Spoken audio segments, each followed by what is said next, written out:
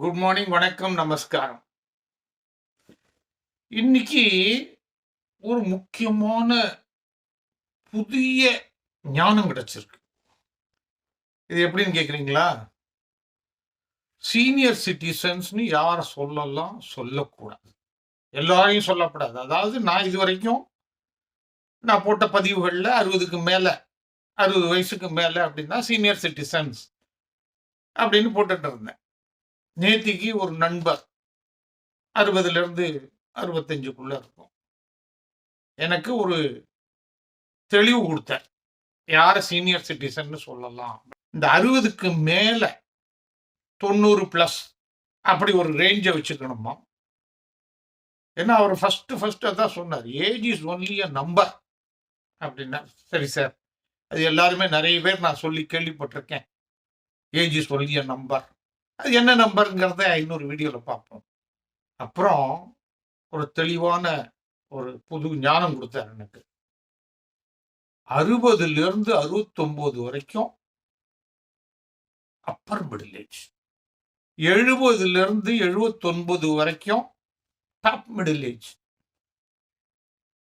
அதுக்கப்புறம் 80 பிளஸ் 80க்கு அப்புறம் early senior citizen,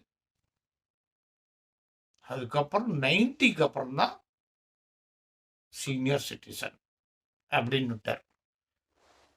இப்போ இந்த சீனியர் சிட்டிசன்ங்கிற டாபிக்ல நான் 60 வயசுக்கு மேல அப்படின்னு நினைச்சு பேசிட்டு இருக்கேன்.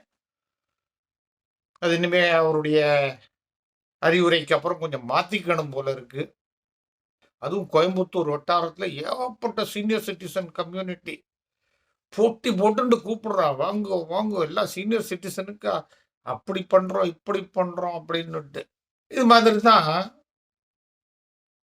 இந்த இந்த 60 70 80 அதை இப்போ கொஞ்ச நாளைக்கு ஒதுக்கி வச்சிருவோம். அதை பத்தி பேசுறதா இருந்தால் மறுபடியும் வருவோம் உங்களுடைய கமெண்ட்ஸை பார்த்துட்டு. இது மாதிரி தான் நான் இப்போ 60 தாண்டிட்டேன். 62 63 ஆயிடுத்து. ஒரு நண்பர் ஒருத்தர் ஒரு சீனியர் சிட்டிசன் கம்யூனிட்டிக்கு கூப்பிட்டுருந்தார், இன்வைட் பண்ணியிருந்தார். போயிருந்தேன். அப்படியே கூட்டின்னு போனார். அப்படியே கூட்டின்னு போயிட்டு எல்லாரையும் இன்ட்ரடியூஸ் பண்ணி விட்டார். இன்ட்ரடியூஸ் பண்ணி விட்டேன்னு ஒரு ரவுண்ட் அடிச்ச உடனே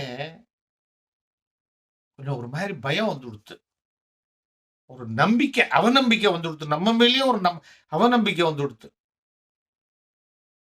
எப்படிங்கிறீங்களா? இன்ட்ரோடியூஸ் பண்ண ஆரம்பிச்ச உடனே இவர் யார் தெரியுமா?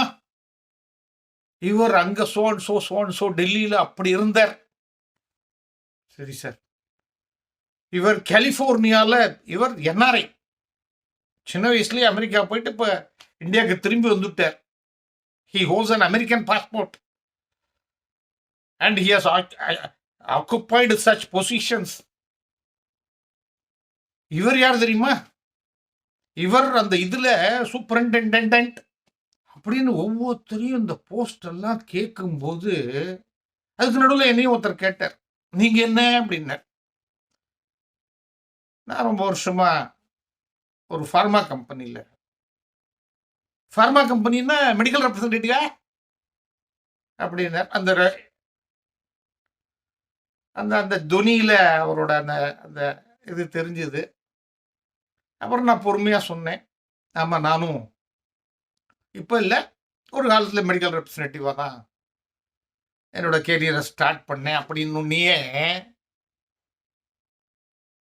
எனக்கு அந்த வட்டாரத்தில் சூப்பரிண்டெண்டன்ட், என்ஆர்ஐ, டெல்லியில் பெரிய செக்ரட்டரி, அண்டர் செக்ரட்டரி லெவல், இவர் பெரிய என்ஜினியர், அந்த கம்பெனியில் இந்த கம்பெனியில் பெரிய என்ஜினியர், அப்படி இப்படின்னு உடனே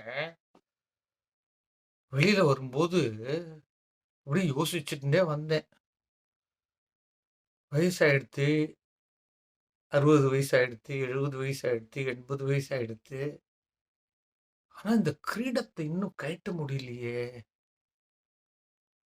இது தங்க கிரீடமா, முள் கிரீடமா? இந்த பழைய பதவிகள், பழைய பதுசு, பழைய பழைய பெருமை, பழைய பவர், இதெல்லாம் ஏன்னா நியாயமா சொல்லணும்னாக்க, நான் செஞ்ச வேலைக்கு இப்ப திரும்பி போனா, எவ்வளவோ மாற்றம் ஆயிடுத்து.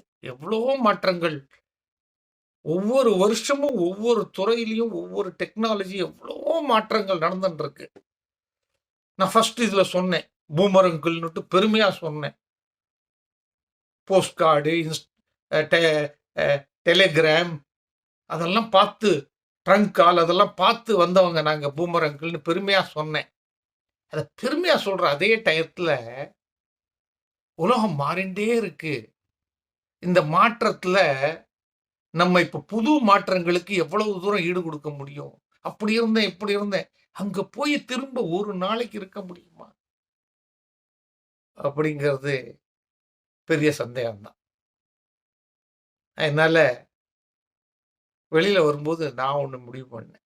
இந்த கிரீடத்தை முதல்ல கழட்டி அந்த கிரீடம் இருக்கிற வரைக்கும் அது போட்டு குத்திண்டே இருக்கும், குடஞ்சுண்டே இருக்கும்.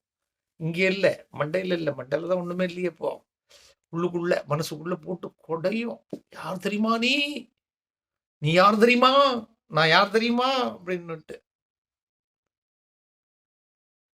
இந்த டிஸ்டர்பன்ஸை கொஞ்சம் ஒதுக்கி வச்சுட்டோம்னாக்க லைஃப் ரொம்ப ஜாலியா இருக்கும். ரொம்ப நல்லா இருக்கும். ஒரு beautiful words I would like to share with you. Pain is inevitable. வயசாக பலவிதமான பெயின்கள் வரும்.